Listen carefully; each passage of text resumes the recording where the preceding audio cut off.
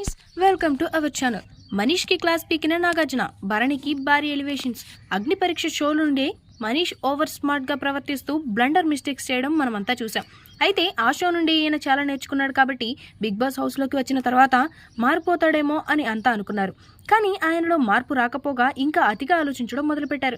ఇది ఆయన గేమ్ ని రోజు రోజుకి దిగజారుస్తుంది. ముఖ్యంగా భరణి గురించి తన సొంత ఊహలతో రకరకాలుగా ఆయన్ని అనరాని మాటలు అని జనాలకు భరణిపై ఒక చెడు అభిప్రాయం కలిగే ప్రయత్నం చేశాడు. ఈ ప్రయత్నంలో ఆయన నెగిటివ్ అయిపోయాడు. అయితే నామినేషన్ సమయంలో భరణి క్యారెక్టర్ పై ఆయన సెంటిమెంట్ పై చేసిన కమెంట్స్ కి మాత్రం నాగార్జున నుండి భారీ క్లాస్ పడినట్టు తెలుస్తోంది. నీకు నువ్వు ఏదేదో ఊహించుకుని ఒక మనిషి క్యారెక్టర్ ని డిసైడ్ చేస్తావా అంటూ నాగార్జున మనీష్ ని ప్రశ్నించారు. కెప్టెన్సీ టాస్క్ చివరి రౌండ్ లో ఎందుకు నువ్వు కేవలం భరణి పైనే ఫోకస్ పెట్టావు? అతని రంగుల ప్లేట్ ని ఎందుకు కిందకు తోసావు? అతను కూడా మీ ఓనర్ కదా, నీ టార్గెట్ ఇమాన్యుయల్ మీద ఉండాలి, కానీ ఎందుకు నీ తోటి ఓనర్ అయినటువంటి భరణిపై టార్గెట్ చేశావు అని అడగ్గా దానికి మనీష్ సమాధానం చెప్తూ, భరణి ఇమాన్యుయల్ నన్ను అటాక్ చేయాలని అనుకున్నారు, అందుకే నేను భరణిని అటాక్ చేశాను అని అంటాడు. అప్పుడు భరణి ఇమాన్యుయల్ ఆ సమయంలో ఏం మాట్లాడుకున్నారో వీడియో వేసి చూపించాడు నాగార్జున. ఆ వీడియోలో మనీష్ ఊహించినట్టు ఏది జరగలేదు. మిగిలిన ఓనర్స్ కి కూడా గట్టి కౌంటర్ నాగార్జున నుండి పడింది.